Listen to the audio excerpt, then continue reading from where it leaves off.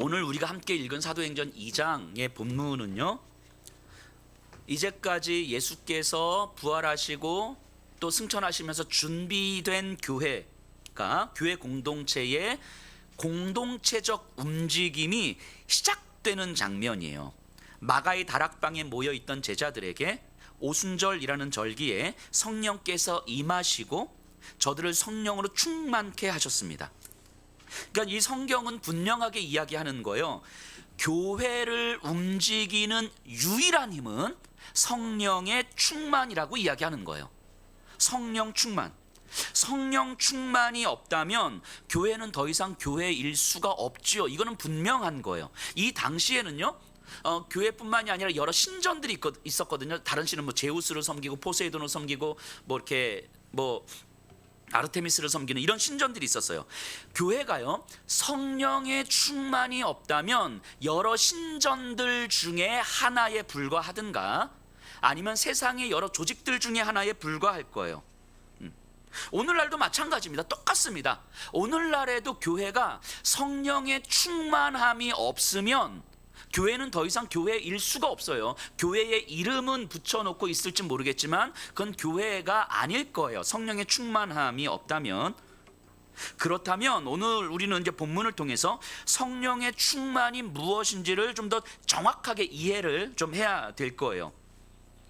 이게 성령의 충만을 마치 어떤 종교적 체험이나 뭐 감정이 뜨거워지고 막 눈물 나고 뭐 이런 식으로 생각을 하기 때문에 많은 교회가 성령의 충만이 뭔지도 잘 모르고 성령의 충만이 없음에도 불구하고 여전히 교회로 존재할 수 있다고 생각하는 그런 건 아닌지 우리가 한번 점검해 봐야 될 것 같아요. 이런 얘기가 있어요. 한국에서는 좀 낯설지만 외국에 가면 이런 얘기들이 있어요. 목회자한테 야, 너 성령 없이 목회해라. 이게 아무런 감동이 없죠, 이 말이. 이 말은요, 굉장히 수치스러운 표현인 거죠. 굉장히 저주스러운 표현인 거죠. 목회자에게 할 수 있는 가장 저주스러운 표현인 거죠. 성령 없이 목회해라, 이런 말. 교회도 마찬가지예요. 야, 성령의 충만 하나 없이 그냥 이렇게 니들 교회 성령의 충만 하나 없이 그냥 운영되는 거 아니야? 뭐 예를 들면 이런 말이 들리면 우리는 엄청나게 기분 나빠해야 되는 거예요. 기분 나쁘세요? 성령의 충만 없이 교회 다녀. 이 기분 나쁘셔야 되는 거예요. 이거는요, 수치스러운 표현이고 이 저주스러운 표현인 거예요. 그러니까 성령의 충만이라고 하는 것은 그리스도인의 삶의, 교회의 가장 본질이자 핵심인 거죠. 자, 결론부터 이야기하면요, 결국 성령의 충만하는 게 뭐냐라는 건 이렇게 설명할 수 있을 것 같아요. 복음적 삶의 태도를 가능하게 하는 은혜. 복음적 삶의 태도를 가능하게 하는 은혜. 그러니까 상황을 말씀으로 해석하는 능력, 그리고 그 말씀에 대한 순종의 삶, 이게 성령 충만인 거예요. 정리해서 쉽게 이야기하면 이런 거죠. 십자가의 길을 걷고 있음에도 불구하고 기쁠 수 있는 상태, 이거 성령 충만이라고 하는 거예요. 십자가의 길을 걷고 있음에도 불구하고 기쁠 수 있는 상태. 자, 우리가요, 예수를 믿는 사람이든 믿지 않는 사람이든 다 인생이라는 길을 걸어가잖아요. 그런데 이 성령의 은혜를 받은 사람이 인생을 대하는 태도와 성령을 모르는 사람이 인생을 대하는 태도는 다른 게 맞는 거잖아요. 달라야 되는 게 맞는 거잖아요. 자, 어떻게 달라야 됩니까? 우리가 신앙생활을 이제 예수 믿은 지 5년이 됐고 10년이 됐어요. 뭐 20년이 됐어요. 믿음이 성장해 갑니다. 그럼 인생을 대하는 태도가 어떻게 달라져야 되는 거죠? 그냥 일반적으로 생각해 보면 세상에 속한, 그러니까 그 성령의 은혜를 받지 않은 사람들은 인생을 이렇게 생각하는 경향이 있는 것 같아요. 나를 중심으로 풀어가야 될 문제, 풀어가야 될 숙제.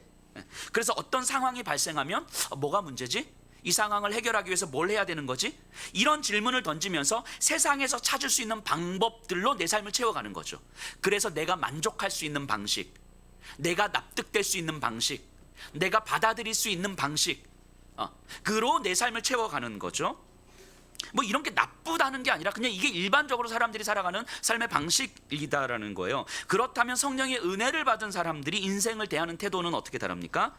아마 이런 걸 거예요. 지금 이 상황에서 예수와 어떻게 함께 걸어가지? 이 질문 던지는 거죠. 예상치 못한 상황, 만족스럽지 못한 지금 이 상황에서 예수와 어떻게 동행하는 삶을 살아가지? 이 질문을 던지고 성경에서 그 답을 찾아가는 거예요. 이것이 믿음으로 인생을 대하는 태도인 거죠. 그러니까 근본적으로 던지는 질문이 다른 거예요. 이 상황을 어떻게 해결해야 되지? 이 답을 어떻게 세상에서 찾지가 아니고, 이 상황에서 어떻게 예수와 함께 동행하지? 예수와 동행한다는 것이 지금 이 상황에선 어떤 의미지? 이 질문을 던지고 그 질문에 대한 답을 성경에서 찾아가는 거예요. 그래서 일상에서 경험되는 모든 상황 속에서 우리의 관심은 지금 여기서 예수님은 무엇이라고 말씀하시는가? 지금 이 상황에서 예수님과 함께 있다는 것은 어떤 의미인지, 지금 이 상황에서 내가 하나님을 의지한다는 것은 어떤 것인지, 여기에 우리의 관심이 집중되는 거예요. 그로부터 우리의 생각, 감정, 판단이 이루어지는 거죠. 이런 삶은 무한히 연습되고 훈련될 때 가능한 거겠죠. 내 경험과 상식으로는 이렇게 저렇게 하면 최선일 것 같은데, 예수의 말씀을 깊이 묵상하면 어떻게 됩니까? 한숨이 절로 나오죠. 그렇죠? 이게 묵상해 보신 분들은 아시죠? 예수의 말씀을 깊이 묵상하면 한숨이 절로 나와요. 예수님이라면 이렇게 하셨을 것 같은데, 이걸 말씀으로 들을 때에는 참 좋거든요. 은혜가 되고 아멘이 돼요. 근데 이 말씀이 내 삶에 구체적으로 적용되려고 하니까 한숨이 나오는 거예요. 답답한 거죠. 그래서 예수를 믿는 자의 인생에서는요, 주여, 이런 탄식이 절로 나올 수밖에 없는 거예요. 그런데 분명한 건요, 그렇게 주여 주여 탄식하면서 걸어왔던 시간들을 되돌아보면 우리가 걸어왔던 길이 얼마나 놀라운 은혜의 길이었는지를 다시금 깨닫게 됩니다. 예수님과 얼마나 깊은 교제를 나누며 걸어왔던 길이었는지 놀라게 돼요. 피조물에 불과한 내가 창조주와 온 세상의 왕이신 예수와 이토록 친밀한 교제 속에서 살아왔다는 사실 자체가 너무너무 큰 은혜로 고백이 되는 거예요. 자, 성령의 충만은요, 인생을 대하는 태도를 이처럼 근본부터 변화시키는 거예요. 성령의 충만함이라고 하는 것, 믿음이 성장한다고 하는 것은 이런 복음적 삶의 태도가 내 일상에서 조금씩 깊이 파고 들어가는 것을 의미하는 거예요. 자, 그러면 우리가 이 복음적 삶의 태도, 성령의 충만이 복음적 삶의 태도를 살게 하는 은혜다라는 것을 전제하고 우리 본문을 좀 살펴보도록 할게요. 자, 1절입니다. 오순절 날이 이미 이르매 그들이 다 같이 한 곳에 모였더니, 자, 오순절이 됐어요. 자, 오순절이 무슨 의미예요? 오순절이라는 절기가 어떤 의미가 있습니까? 새로운 삶의 방식, 새로운 시대, 새로운 약속, 이런 의미잖아요. 자, 유대인들에게 가장 중요한 절기가 뭐죠? 유월절이에요. 자, 유월절 바로 그 다음 날부터 무교절이라는 절기를 지킵니다. 일주일 동안. 애굽에서 이스라엘 백성들이 나올 때 급하게 나오느라고 누룩을 넣지 않은 떡을 먹고 나온 거예요. 누룩을 넣지 않은 떡을 무교병이라고 해요. 그래서 이 무교절을 지킨다는 건 출애굽을 기념하여 지키는 절기예요.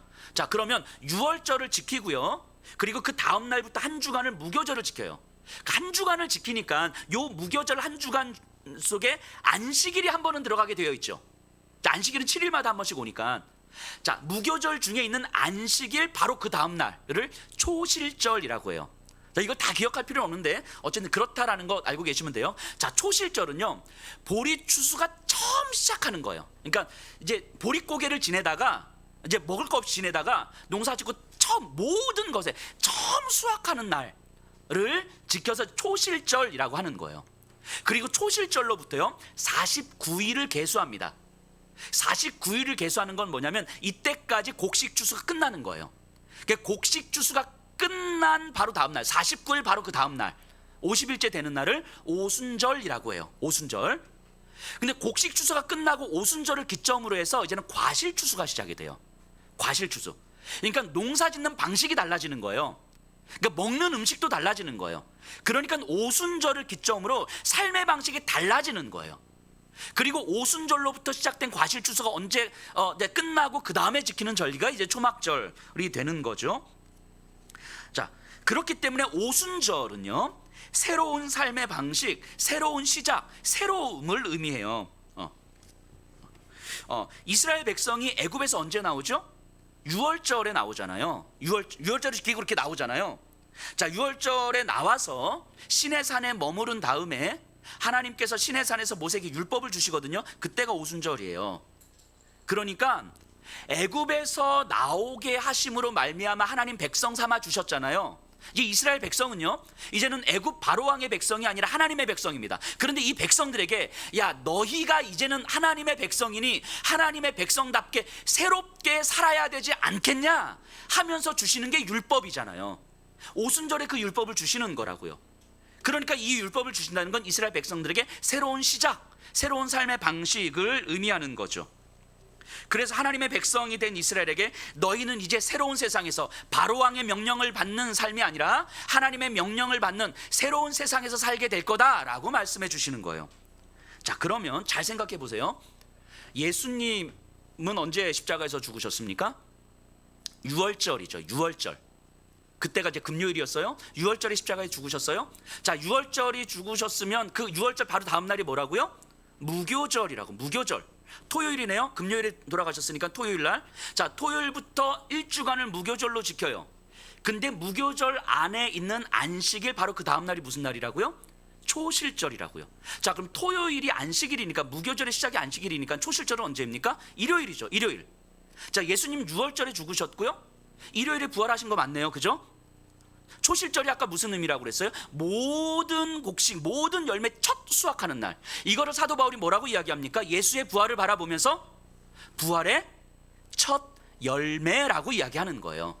그러니까 이게 우연이 아니라고요. 예수님께서 유월절에 죽으심으로 말미암아 이제 세상 바로왕의 백성이 아니라 하나님의 백성이라고 알려주신 것처럼 너희는 이제 사단의 권세의 백성이 아니고 죄의 노예가 아니고 세상의 노예가 아니라 예수를 왕으로 섬기는 백성이다라는 것을 알려주신 거예요.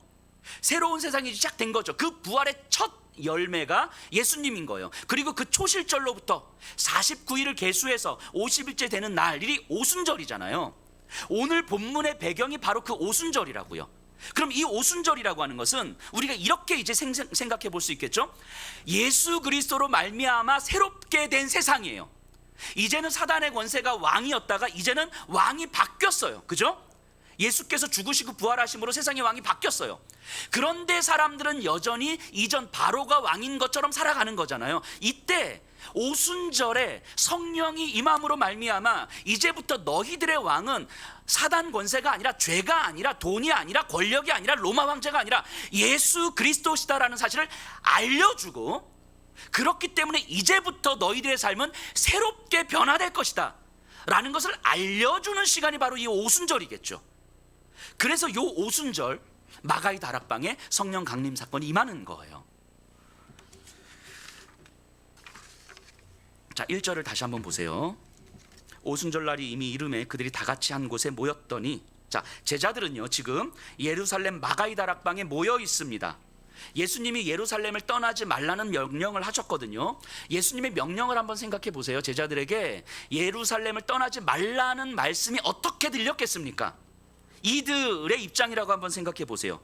그거는 정말 비합리적인 말씀이고 비효율적인 말씀이고 비현실적인 말씀인 거죠. 그 말씀을 고지곧대로 들으면 안 되는 말씀인 거죠. 예수님의 말씀은, 예루살렘을 떠나지 말라라는 말씀은 왜 그렇습니까? 예루살렘은 절망의 장소였고요. 지금 이 예루살렘 제자들을 둘러싸고 있는 이 예루살렘의 모든 사람들은 제자들에게 손가락질하고 있고 제자들에게 수치를 주고 있고, 그래서 제자들은요 예루살렘에서는 뭘 해도 안 될 수밖에 없는 공간이에요.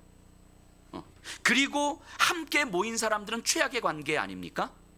그러니까 이들에게 함께 예루살렘에 모여 있어라 라는 예수님의 말씀은요 비현실적인 말씀이고 비효율적인 말씀이고 비합리적인 말씀이고 고지곧대로 들으면 망할 수밖에 없는 말씀인 거예요. 그렇게 이들이 할 수 있는 선택은 두 가지죠. 예수님의 말씀은 너무 현실적이지 않습니다 하면서 자신이 생각하는 합리적 선택을 따라서 갈릴리로 가든가, 이들의 고향 홈그라운드인 갈릴리로 가든가 아니면 순종하는 것인데, 순종하려니까 자신들이 너무 무기력하고 비참한 거예요. 아무것도 할 수 있는 게 없는 거예요. 이 예루살렘 안에서는 내가 낮아져서 더 이상 도망갈 곳도 없는 그런 비참하고 절망적 상태에 빠져 있더라는 거죠. 그래서 이들은 아무것도 할 수가 없어서 기도밖에 할 수가 없었던 거예요. 매일 모여서 기도하고 말씀을 듣고 성령을 간절히 기다리는 것 외에는 이들이 할 수 있는 건 아무것도 없었던 거죠. 이때 성령이 임하는 거예요. 이때. 어쩌면 저는 이런 생각을 해봅니다. 오늘날 이 시대에 진짜 우리 다음 세대 아이들이 미전도 종족이라고 하잖아요. 중학생 기준으로 해서 그리스도인 비율이 3%래요. 3%. 이게 너무 비참한 현실 아닙니까? 우리가 선교가는 라오스 불교 국가 라오스도 기독교 인구가 5%거든요. 근데 우리 대한민국 땅의 중학생, 고등학생 아이들의 기독교 인구의 비율이 3%예요. 3%. 되게 비참한 현실이죠. 이 아이들이 중학교를 졸업하고 고등학교 졸업하면 더 줄어들겠죠. 지금 목회하시는 분들하고 이 얘기를 나눠보면 청년들 수는 이제 반토막으로 다 줄어든다고 하는 거잖아요. 세상 문화 앞에서, 세상의 힘 앞에서 교회가 너무 무기력하고 있는 거 아닙니까? 아무것도 할 수 없는 거잖아요. 속수무책으로 지금 이제 당하고 있는 거죠. 우리 아이들의 세상에 다 뺏기고 교회에 나오게 해야 되는데 이게 아니고 그리스도인으로 살게 해야 되잖아요, 우리 아이들을. 근데 그리스도인으로 살게 할 수 있는 힘이 우리에게는 없는 거예요. 세상의 힘 앞에서 너무 무기력한 거죠. 그런데 우리 아이들을 그리스도인으로는 살게 하고 싶고 하나님의 능력을 우리는 구하고 싶고, 근데 우리에게는 힘이 없고, 그래서 우리가 할 수 있는 건 기도밖에 없는 거예요. 이 아이들을 살리고 싶어서, 이 아이들에게 복음의 능력을 가르쳐주고 싶어서, 이 아이들에게 정말 예수 그리스도로 살아가는 그것이 무엇인지를 알려주고 싶어서 기도하는 거예요. 간절히 기도하고 또 기도하고 또 기도하고. 그렇게 기도하는 가운데 성령께서 임하시는 거 아니겠습니까? 성령님은요, 아무 때나 임하시는 게 아니에요. 물론 하나님의 주권적 역사로 임하시는 거지만 자기 힘을 더 소유하려는 자들을 돕는 분이 아니세요. 내가 더 많이 가지려고 하는 자들, 내가 조금 더 성장하고 싶은 자들, 우리 교회 사람들 많아지게 해주세요라고 기도하는 그런 교회들을 돕는 분이 아니시라는 거예요. 성령님은 낮은 곳에 있는 자들, 스스로 의지할 수 없고 세상에 그 어떤 힘도 의지할 수가 없어서 예수님께만 소망을 둘 수밖에 없는 자들, 그래서 모여서 간절히 기도할 수밖에 없는 그런 공동체에게, 그 사람들에게 성령은 강하게 임하시는 거예요. 결국 교회와 그리스도인들은 낮은 곳을 향하여서 끊임없이 가려는 움직임이 있어야 되는 거잖아요. 돈이 없어야 된다고 말씀드린 게 아니라 내가 가진 것이 있든지 없든지 이 힘이 내 삶을 결정하지 못한다는 사실을 인정하는 삶을 살아가는 것, 이게 교회요 그리스도인들 아니겠습니까? 2절 3절 보세요. 마치 불의 혀처럼 갈라지는 것들이 그들에게 보여 각 사람 위에 하나씩 임하여 있더니 그들이 다 성령의 충만함을 받고 성령이 말하게 하심을 따라 다른 언어들로 말하기 시작하니라. 자, 오순절 이른 아침에 성령이 임합니다. 급하고 강한 바람 같은 소리가 온 집에 가득하고 불의 혀처럼 갈라지는 것들이 그들에게 보여 각 사람 위에 임하고. 자, 본문을 좀 자세히 보세요. 우리가 좀 이런 본문을 보면서 헷갈리지 말아야 돼요. 성령 체험한답시고 막 강한 바람, 뜨거운 이렇게 손에서 불 나가고 막 그래서 쓰러져라 하면 막 쓰러지면 이런 거 아니에요. 이 본문을 자세히 보면요, 성경은요 거의 대부분의 언어들을요 직설법을 해. 이렇다 저렇다 하는데 여기서 본문을 보세요. 그런 직설법이 아니잖아요. 마치 불의 혀처럼 갈라지는 것들이 급하고 강한 바람 같은 소리가. 자, 뭘 얘기하는 거예요? 주관적 경험이라는 거예요. 이 모여있던 성도들이 어떤 사람들이 이렇게 경험했다는 거예요. 그러니까 이것들이 실제로 이런 일이 있었다 라기보다는 그렇게 경험한 사람들이 있었다라는 거죠. 자, 성령께서 임하시는 방식은요 다 다른 거예요. 어떤 사람은 정말 불같은 역사로 임하시기도 하고요, 어떤 사람에게는 고요한 새벽의 정막 속에서 역사하시기도 하는 거죠. 중요한 것은요, 성령이 임하시는 방식이 아니라 성령께서 임하셔서 어떤 일이 벌어지는가 하는 거예요. 이게 핵심인 거죠. 내가 불 받았다고 해서 다 불 받아야 되는 건 아니라는 거예요. 근데 여기서 먼저 우리가 좀 주목해야 될 것은요, 공동체적 임재와 개별적 임재인 거예요. 본문을 자세히 보면요, 2절에 보면 급하고 강한 바람 같은 소리가 있어 그들이 앉은 온 집에 가득하며. 이게 먼저 있었던 일인 거예요. 그리고 3절에 보면요, 마치 불의 혀처럼 갈라지는 것들이 그들에게 보여 각 사람 위에 하나씩 임하여 있더니, 공동체적 임재와 개별적 임재가 성령께서 함께 이루어 가신다는 것을 볼 수 있습니다. 자, 온 집에 가득했다는 것은 공동체적으로 새로워졌다는 것을 의미하는 것이고요, 각 사람에게 임했다는 것은 말 그대로 각 사람이 새로워졌다는 것을 의미하는 거죠. 그러니까 신자들의 새로워짐, 그리스도인들의 새로워짐이라고 하는 것은 공동체적 변화와 함께 이루어지는 거예요. 공동체를 떠나서 개인이 뭐 성령을 받았다, 체험을 했다, 이런 건 위험한 거예요. 그러니까 어디 기도원 가셔서 막 성령 받고 왔습니다, 이러지 마세요. 이런 거는 위험하죠. 성경은 어디에서도요, 개별적 존재로서의 그리스도인을 이 독립적 존재의 그리스도인을 말하지 않죠. 공동체 안에서의 그리스도인을 이야기하죠. 왜 그렇습니까? 우리는 예수 그리스도 안에 있는 하나님 나라의 백성이기 때문이에요. 나라 없는 백성이 없는 것처럼 하나님 나라의 공동체 안에서 한 사람이 있는 거예요. 그 공동체적 변화와 함께 개별적 변화가 있는 거죠. 그래서 이 그리스도인들은 뭐 독고다이로 가는 게 아니에요. 죄송해요, 표현이 너무 좀 저렴했죠. 자, 그래서 복음적 공동체가 중요합니다. 공동체가 복음적이지 않으면 그 안에 있는 신자들은 다 똑같아지는 거예요. 비슷해져요. 우리는 이런 일들을 너무나 많이 경험해 왔지 않습니까? 목회자의 관심이 교회의 안전, 교회의 성장, 뭐 우리의 친교, 목회자의 관심이 여기에 있으면 성도님들은 그냥 그렇게 따라갈 수밖에 없어요. 그러면 성령의 충만을 받기는 어려워지죠. 왜 그렇습니까? 성령은요, 자신의 힘을 지키려는 자들을 돕는 분이 아니세요. 내 힘을 축적하려는 교회를 돕는 분이 아니신 거죠. 자기가 즐거워하려는 삶을 사는 자들을 돕는 분이 아니시라는 거예요. 골리앗 앞에 이스라엘 백성들 한번 생각해 보세요. 사울과 이스라엘 백성들이 뭐 했습니까? 골리앗이 딱 나오자 두려워 벌벌 떨었어요. 상상을 해보면 이들은 기도하지 않았겠습니까? 하나님, 저 골리앗을 이길 수 있는 힘을 주십시오. 간절히 기도하는 거예요. 골리앗을 이길 수 있는 힘을 주십시오. 철야 기도하고 뭐 40일 금식 기도하고 뭐 이렇게 계속 기도해요. 자, 이 기도가 응답이 될까요, 안 될까요? 죽었다 깨어나도 응답 안 됩니다. 이런 기도는요. 하나님 뭐라고 말씀하시는 거예요? 가서 싸우라고 말씀하시잖아요. 왜요? 승리는 하나님께 달려 있는 거예요. 니들이 싸워서 이기는 게 아니고 승리는 나에게 달려 있는 거예요. 그러니까 너희들은 나를 믿고 나를 신뢰하고 나가라고 이야기하는 거예요. 그러면 하나님께서 이루어 가시는 그 승리를 너희는 맛볼 것이다라고 이야기하는 거죠. 이게 영적 부요함인 거잖아요. 그런데 우린 이렇게 지내해가지고 하나님, 골리앗을 이길 수 있는 힘을 주십시오. 5년 10년 이렇게 기도하고 있는 거예요. 골리앗을 이길 수 있는 힘을 주십시오. 마치 내가 힘이 있어야 골리앗을 이길 수 있는 것처럼, 세상의 힘을 이길 수 있는 것처럼. 교회를 10년 다니고 20년 다녀도 우리의 기도가 골리앗 이길 수 있는 힘을 달라고 기도하기 때문에 영적 빈곤함을 벗어날 수가 없는 거예요. 그러다 시간이 가면 하나님, 내가 어떻게 헌신하고 어떻게 기도했는데, 얼마나 오랫동안 기도했는데 내 기도에 응답 안 해주십니까? 이러고 있는 거잖아요. 하나님의 말씀을 못 듣잖아요. 하나님의 뜻을 분별하지 못하잖아요. 하나님은 세상이 이미 왕으로 자정하셨어요. 하나님 세상에서 이미 이기셨다고요. 그러니까 너희들의 힘이 있느냐 없느냐는 중요하지 않다라고 말씀하시는 거예요. 너희들에게 필요한 건 나를 믿고 나를 따르는 것이라고 이야기하는 거예요. 근데 하나님을 못 믿으니까 내가 힘이 있으면 이길 것 같은 거죠. 하나님, 골리앗을 이길 수 있는 힘을 달라고 기도하는 거예요. 그러니까 평생 가도 영적 빈곤함을 벗어날 수가 없어요. 그러니까 오늘날 교회도 똑같지 않습니까? 오늘날 그리스도인들도 똑같지 않습니까? 그러니까 우리 이 자리에 계신 성도님들은요, 제가 여목사가 예수평화교회의 안전과 성장에 관심 갖지 않도록 끊임없이 저를 도전해 주셔야 돼요. 성도님들이. 그러니까 성도님들이 저한테 와서 이러셔야 되죠. 목사님, 교회 재정은 어려운 이웃들을 위해서 사용해야 되는데 제가 보니까 우리 교회 재정은 많아요.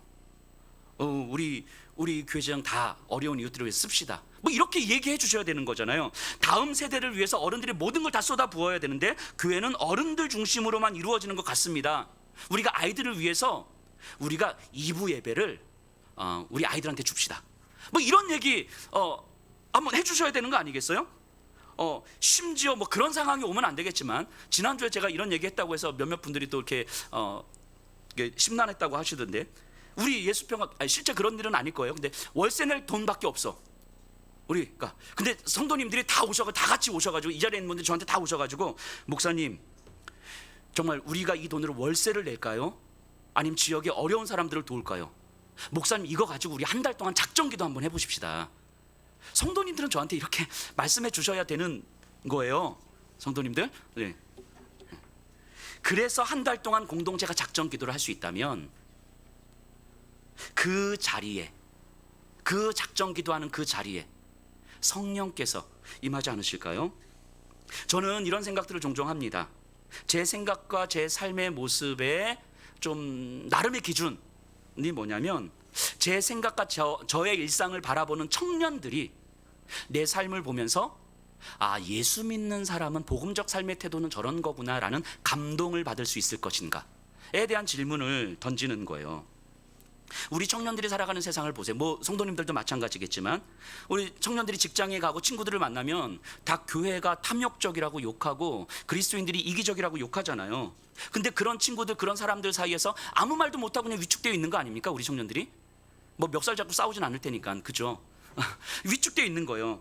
그런데 적어도 우리 청년들은요, 친구들이 직장에서 야, 교회 너무 탐욕적이지 않아? 교회 너무 그리스도인들 이기적이지 않아? 라고 말할 때 당신들의 말이 맞다고. 그런데 우리 교회 어른들은 다르다고.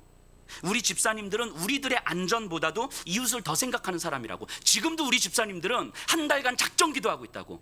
이유는 월세 낼 돈밖에 없는데 이걸 가지고 교회 월세를 낼 것인가, 아니면 지역의 어려운 사람들을 도울 것인가, 주의 기뻐하시는 뜻을 묻고자 한 달 동안 작정기도 하고 있다고. 그래서 결과가 월세를 내든 어려운 이웃을 돕든 어쨌든 이걸 가지고 작정기도 하는 사람들이라고. 우리 교회 어른들은 당신들이 경험했던 그리스도인들과는 다르다고. 뭔가 이렇게 당당하고 자신 있게 이야기해 줄 수 있도록 만들어줘야 되는 거 아닙니까? 하은아? 그죠? 그래서 우리 하은이가 친구들에게 야, 교회 너무 이기적인 거 아니야? 라고 말할 때 적어도 우리 하은이는 니들이 말이 맞는데 그래도 예수평학교의 어른들은 달라. 예수평학교의 어른들은 자신의 안전을 포기하면서 이웃을 살리려고 하는 사람들이야. 지금도 그러고 있어 라고 당당하게 얘기해 줄 수 있어야 되지 않습니까? 그렇게 말할 수 있도록 우리들이 보여줘야 되는 거 아니겠어요? 이게 감동적이잖아요. 청년들이 감동이 되는 거 아닙니까? 근데 하은이가 친구들한테 가서 야, 교회 너무 이기적인 거 아니야? 라고 말하는데 우리 교회 어른들은 열심히 예배드려. 여기에 무슨 감동이 있어요? 우리 교회 어른들은 그냥 좋은 사람이야. 이게 여기에 무슨 감동이 있어요? 아무런 감동이 없잖아요. 이 성령의 은혜는 이런 방식으로 드러나지 않겠습니까? 적어도 여기 앉아 있는 분들의 그 모습이 생각하는 방식들, 살아가는 삶의 방식들이 적어도 우리를 가까이서 보고 있는 청년들에게는 감동으로 다가와야 되잖아요. 아, 예수 믿는 사람은 저런 거겠구나. 복음의 능력이라는 저런 거겠구나. 우리의 힘으로 살아가는 것이 아니라 성령의 능력을 힘입어 살아가는 사람들은 저런 모습이겠구나. 저기에 하나님의 은혜를 주시는구나. 이거 우리들이 경험해야 되지 않겠습니까? 그래서 우리 청년들한테 월세도 내고 이웃도 돕는 이것들을 경험시켜 줘야 되는 거 아니겠어요? 그래서 공동체의 공예배는 그래서 중요한 거예요. 공동체가 함께 모여서 말씀을 듣고 찬송을 하고 기도를 하면서 같은 신앙을 고백하고 같은 삶의 태도를 배워가는 거예요. 주일, 수요일, 금요일, 새벽 이런 시간들이 우리에게 결코 소홀한 시간들이 아닌 거죠. 그래서 수요 성서학당을 꾸준하게 나오시는 분들은 적어도 예수평학교의 공동체 안에서 성경을 어떻게 해석해야 되는지 이제 깨달아 가잖아요. 성경을 보는 시야가 열리잖아요. 금요 예배를 꾸준하게 나오시는 분들은 이 교회 공동체가 무엇을 함께 기도해야 되는지, 기도의 방향과 기도의 능력들을 경험해 가시는 거잖아요. 주일 예배를 통해서 예수를 따르는 공동체로서의 예수평학교회를 함께 배워가는 거 아닙니까? 이럴 때 각 개인에게 임하는 성령의 역사가 있는 거예요.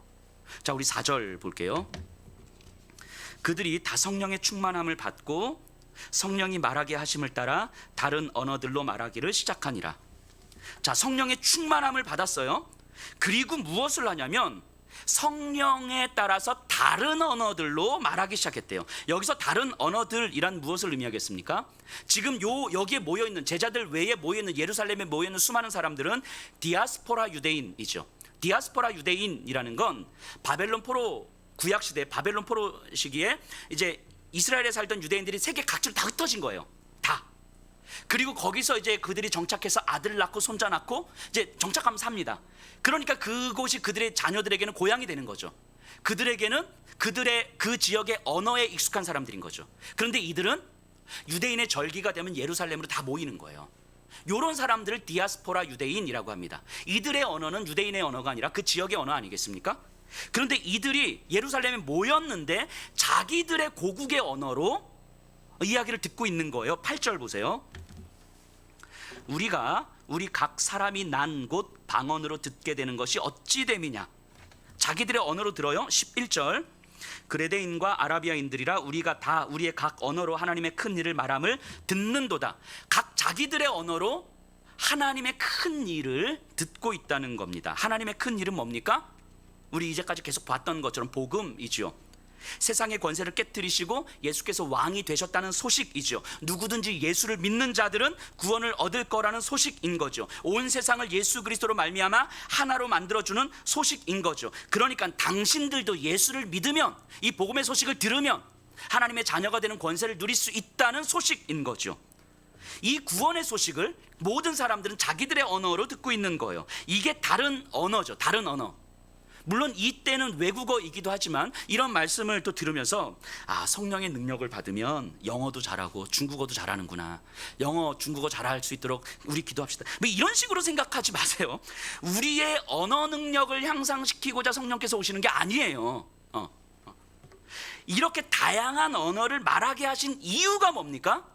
하나님의 큰 일을 말하게 하려는 거예요. 세상에 속한 사람들에게 예수의 왕 되심을 알려주기 위해서 다른 언어를 이야기하게 하신 거예요. 당신들에게는 예수 그리스도 외에 어떤 왕도 존재하지 않는다는 사실을 알려주는 거예요. 그래서 당신들과 우리는 그리스도 안에서 하나입니다. 이 사실을 알려주기 위해서 다른 언어를 말하게 하신 거예요. 우리의 외국어 실력을 탁월하게 만들어주시는 게 아니고. 자, 그럼 성경을 잘 떠올려 보세요. 요 오순절 사건, 예수 그리스도 안에서 당신들과 우리가 복음으로 하나가 되었습니다, 하나님의 자녀가 되었습니다라는 소식은 성경의 어떤 사건을 상기시킵니까? 창세기 11장의 바벨탑 사건이죠. 창세기 11장의 바벨탑 사건은 뭐예요? 인간들이 자기 자신을 주인으로 삼고 그래서 힘을 갖는 것을 삶의 목적으로 삼았어요. 그래서 바벨탑을 쌓는 거 아닙니까? 우리 이름을 하늘에 내고 우리가 흩어짐을 면하자. 그래서 우리 힘으로 세상을 정복하고 다스리겠다는 거예요. 힘을 소유하는 것이 정의요 진리가 되어버린 시대였어요. 그런 인간들에게 하나님은 진노하셨고 바벨탑을 무너뜨리셨어요. 그리고 뭘 하셨죠? 인간들의 언어를 혼잡하게 하심으로 말미암아 인간들이 하나가 되기는 길을 막게 하셨고 개별적 존재로, 개별적 욕망의 존재로 만들어 버리셨죠. 그래서 이후로 인간들은요 자기 힘을 의지하여 살기에 어떤 경우에서든요 돈과 권력으로부터 자유로울 수 없는 삶을 살게 됩니다. 이게 하나님의 진노죠. 오순절 이 성령 강림 사건은요 바로 이 바벨탑 사건, 바벨탑의 진노를 회복시키는 사건이죠. 흩어져서 개별화되어 있던 인간들, 자기 자신을 섬기며 개별적 욕망에 따라 살아갈 수밖에 없는 인간들, 자기 안전이 삶의 진리고 자기 안전이 삶의 전부로 여기며 살아갈 수밖에 없었던 인간들을 복음 안에서, 그리스도 안에서 하나로 묶어주는 사건, 이게 오순절 성령 강림 사건의 역사적 의의인 거죠.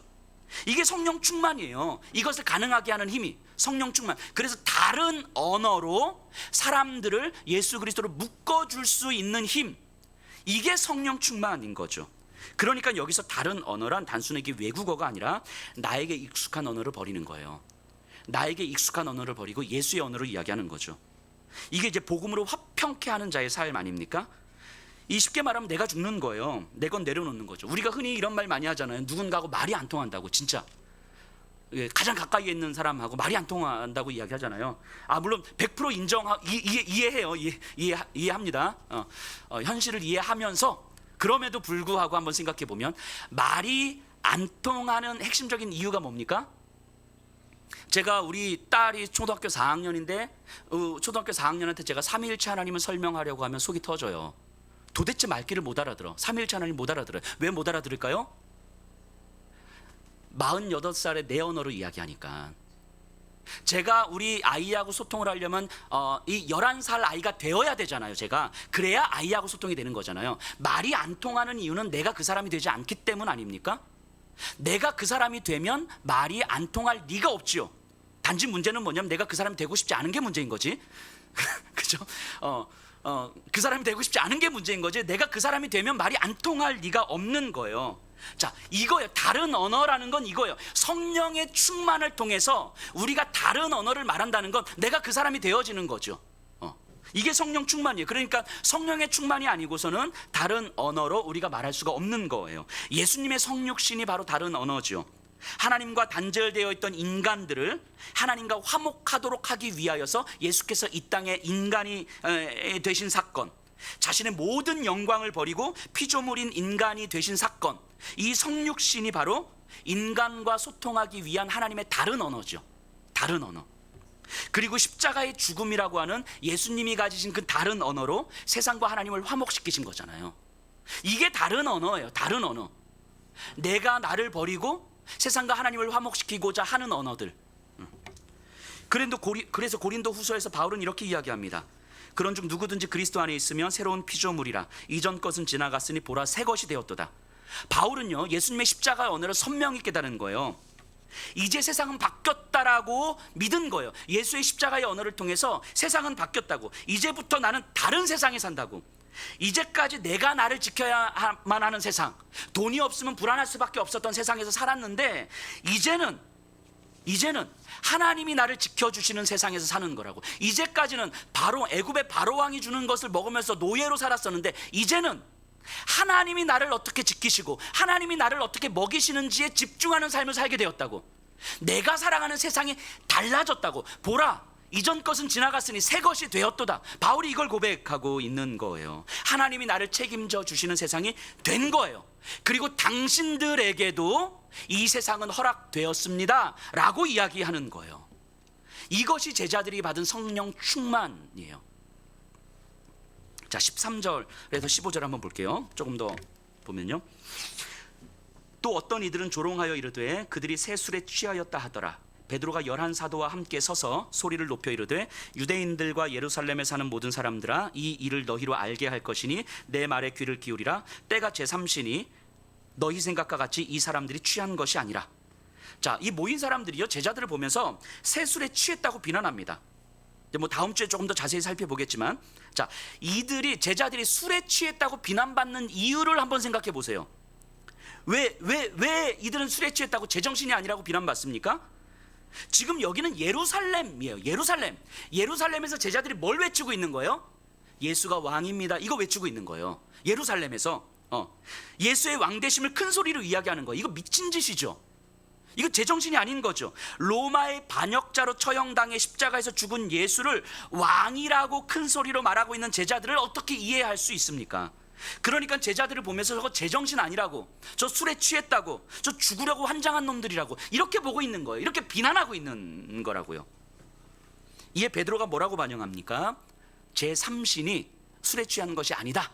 자, 3시는요 이스라엘 시간에서 6시간을 더하면 우리 시간이거든요. 그럼 요 때는 우리로 치면 오전 9시예요. 오전 9시니까 이제 술에 취한 것이 아니다 이렇게 말합니다.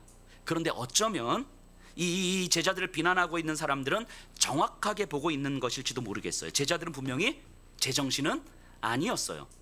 성령에 취했으니까. 성령에 취하면요 제정신일 수가 없어요. 성령에 취하면 자기가 손해보는 것도 모르고 자기가 죽는 것도 모르고 그저 예수를 따라 예수와 함께 걷는 것 밖에는 모르는 거예요. 성령에 취하면 끊임없이 봉사하고 섬기면서도 그냥 이것이 마치 당연한 삶인 것처럼 살아가는 거예요. 성령에 취하면. 지금 제자들이 그렇잖아요. 제정신이 아니기 때문에 예루살렘에서 십자가에 죽은 예수를 왕이라고 말하는 거 아닙니까? 그리고 당신들에게도 예수는 왕입니다, 로마 황제가 왕이 아니라 예수가 왕입니다라고 이야기하는 거죠. 저들을 하나님과 화목하도록 하기 위해서 제자들은 자신의 안전을 버리고 있는 거예요 지금. 그러니까 제정신이 아닌 거예요. 만일 제자들이 제정신으로 돌아오면 이렇게 버젓이 일어나서 예수의 복음을 선포할 수가 없겠죠. 제정신으로 돌아오면 두려워서 숨어 있었을 거예요. 저는 이런 생각을 해봐요. 여기 계신 성도님들이 제정신으로 돌아오시면 이 자리에 안 앉아 계실 것 같다는 생각도 들어요. 여러분들은 평생 제정신으로 돌아오시면 안 돼요. 미친 사람으로, 이게 성령에 취한 사람으로 사셔야 됩니다. 자, 그런데 세상은 성령을 경험해 보지 못했잖아요. 성령을 경험해 보지 못하니까 자기들의 상상으로는 이해할 수가 없는 거예요. 그러니까 그들의 상상력 한계에서 할 수 있는 말은 뭡니까? 술에 취한 거다, 이렇게 보는 거예요. 자기가 죽을 자리도 모르고, 자기가 손해보는 것도 모르고, 자기가 얼마나 위험에 빠져 있는지도 모르고 저렇게 나대는 모습을 보니까 저거는 술에 취한 것밖에 안 돼. 세상은 성령을 모르니까 이렇게밖에 해석할 수가 없는 거예요. 이 본문을 가지고 어떤 다른 목사님이 이렇게 말씀하시더라고요. 그래서 저는 참 좋은 질문인 것 같아서 제가 한번 차용해 봤어요. 이 제자들의 이 제3시, 그러니까 오전 9시, 그러니까 오늘 우리에게는 언제일까라고 생각해 보면 월요일 오전 9시겠다는 생각을 해봐요. 주일 예배를 드리고 은혜를 받았습니다. 예수가 왕이심을 듣고 아멘 했어요. 그리고 나서 한 주가 시작되는 세상 한가운데 이제 막 서려고 하는 월요일 오전 9시, 이때 우리에게는 세상과는 다른 언어가 있는가? 질문 한번 해봐야 되지 않겠습니까? 욕망과 성공과 안전에 가장 집중하려고 하는 월요일 오전 9시에 내가 나를 지키는 삶이 아니라 하나님이 나를 지키는 삶이라는 걸 우리는 고백하고 있는가? 그래서 예수님은 지금 나에게 무엇을 말씀하고 있는가? 내가 지금 무엇을 하길 원하고 계시는가? 이 질문에 대한 대답으로 살고 있는가? 그냥 내가 조금 더 손해를 보더라도, 내가 조금 더 마음이 상하더라도, 그럼에도 불구하고 예수님 안에서 정말 예수를 따르는 삶이 당연한 것처럼 살아가는 그 삶. 세상 사람들은 나를 볼 때 때로는 한심하게 볼 수도 있고 때로는 손가락질할 수도 있지만, 그럼에도 불구하고 누구보다도 빛나는 눈빛을 가지고 살아가는 그 월요일 오전 9시, 과연 우리의 모습은 어떤가? 진지하게 한번 질문 던져 봐야 되지 않겠습니까? 여러분들에게 월요일 오전 9시, 내일 오전 9시 다른 언어가 준비되어 있습니까? 세상에 속한 사람들은요, 성령을 경험하지 못하기 때문에 자신들의 상상력으로는 이런 삶은 한심한 삶일 수밖에 없는 거예요. 한심하고, 그래서 마치 술에 취했다고 비난하는 거죠. 하지만 성령에 취한 제자들은 그 사람들의 비난을 성령의 당당함으로 쉽게 일축시켜 버리죠. 성령의 충만함이란 이런 거예요. 어떤 종교적 체험이 아니라 우리에게 다른 언어, 예수님의 언어로 말하게 하는 은혜인 거예요. 앞서도 잠깐 말씀드렸던 것처럼 우리 믿음의 어른들이 이런 성령의 충만을 통해서 월요일 오전 9시에 다른 언어로 우리가 말할 수 있다면 우리의 청년 세대들에게 예수님 믿는 것에 대한 감동을 보여줄 수 있지 않겠습니까? 월세를 낼까? 어려운 이웃을 돕까? 가정에서는 월세를 내세요. 근데 교회는 이제 공동체적 공적 공간이니까 이런 고민을 할 수 있는 거죠. 어른들의 불편을 감수하고서라도 다음 세대 아이들을 어떻게 더 살릴 수 있을까? 나도 피곤하고 힘겨운데 어떻게 하면 다른 이들의 유익을 위해서 내가 조금 더 봉사하고 섬길 수 있을까? 나만 수고하는 것 같은데, 그런데 이것이 불만이 아니라 순종과 섬김을 가르쳐 주시는 하나님의 말씀으로 듣고 어떻게 하면 조금 더 기쁨으로 섬길 수 있을까? 사랑할 수 있을까? 아무도 알아주지 않는 수고이지만 예수님이 알아주시면 이 또한 얼마나 감사한가? 자, 이런 삶의 태도는요, 세상이 볼 때는 한심스러운 거죠. 대책 없는 거예요. 대책 없는 삶이죠. 왜요? 성령을 경험하지 못했으니까. 성령을 모르니까. 성령을 모르는 자들에게 이런 삶은 한심스러운 것이고 대책 없는 삶인 거예요. 제자들을 술에 취했다고 말하는 사람들처럼. 하지만 성령을 경험했기 때문에, 성령의 은혜를 경험하고 성령의 충만을 경험했기 때문에 이런 삶의 태도들이 자연스러워진다면, 우리에게 조금씩 연습되어져 간다면 적어도 탐욕적인 교회와 이기적인 그리스도인들을 향한 손가락질 속에서 살아가는 우리 청년들에게 예수를 믿는 것이 얼마나 감동적인지 말하게 해줄 수 있지는 않겠습니까? 적어도 우리 어른들이 그런 삶의 모습을 나타내줘야 하는 것은 아니겠습니까? 이게 다른 언어예요. 이게 다른 언어, 하나님의 큰 일을 보여주는 삶의 언어, 이걸 복음적 삶의 태도라고 합니다. 성령 충만이란 세상 속에서 세상과는 다른 언어, 예수님의 언어를 가지고 살게 하는 힘이에요. 여러분들은 예수님의 언어, 다른 언어를 경험하고 있습니까? 지금 여기서 예수님은 나에게 무엇을 말씀하시는지, 내가 어떻게 순종하길 원하시는지, 그렇게 예수님과 동행하는 그 한 걸음을 걸어가는 그 삶의 부요함이 얼마나 감동적일지 끊임없이 묻고 성경을 통해서 듣고 있습니까? 우리가 살아가는 세상은요, 예수님을 십자가에 못 박은 세상이에요. 여러분들이 살아가는 세상은요, 예수를 십자가에 못 박은 세상이라고요. 그런데요, 이 제자들에게 보세요. 유대 당국자들과 로마 제국이 예수님에게 아무리 사형 선고를 내리고 십자가 사형을 집행한다 한들 부활하신 예수님 앞에 그게 무슨 의미가 있겠습니까? 아무리 그들이 힘으로 몰아친다 한들 부활하신 예수님 앞에 그들의 모든 행동들은 다 무의미할 뿐인 거죠. 이것을 깨달은 거예요, 제자들은. 이게 성령의 충만이죠. 그래서 다른 언어로 세상 앞에 설 수 있는 거예요. 예루살렘 한복판에서 예수가 왕이라고 사람들에게 이야기할 수 있는 거예요. 하나님과 세상 사람들을 화목해 하도록 하기 위해서 자신의 안전을 버리는 다른 언어를 말할 수 있었던 거예요. 이게 성령의 충만이죠. 우리가 살아가는 이 세상에 사는 일들이 여전히 우리의 마음을 사로잡고 있죠. 우리의 삶의 그 골리앗 앞에서 여전히 골리앗을 이길 수 있는 힘을 우리는 구하고 있을지도 모르겠습니다. 두렵고 불안하고 떨려서 그래도 뭔가 안전장치를 끊임없이 만들고 싶어 하는 거죠. 이때 우리의 기도는요, 하나님, 내 믿음 없음을 도와주십시오. 내 믿음 없음을 불쌍히 여겨주십시오. 성령님 도와주십시오. 나의 무기력함과 나의 하찮음과 나의 보잘것없음과 나의 연약함, 하나님, 내가 할 수 있는 것이 아무것도 없습니다. 성령님 도와주십시오. 내 소망을 오직 주께만 두기를 간절히 소원합니다. 그렇게 간절히 기도해 갈 때 그 사람들에게 성령은 임하시고 성령의 충만이 경험이 되고 아무것도 할 수 없을 것 같은 나를 통해서 월요일 오전 9시에 세상과는 다른 언어로 내 한 주가 시작되는 역사가 우리에게 경험이 되는 거예요. 이게 성령 충만이고 이게 교회고 이게 그리스도인 아니겠습니까?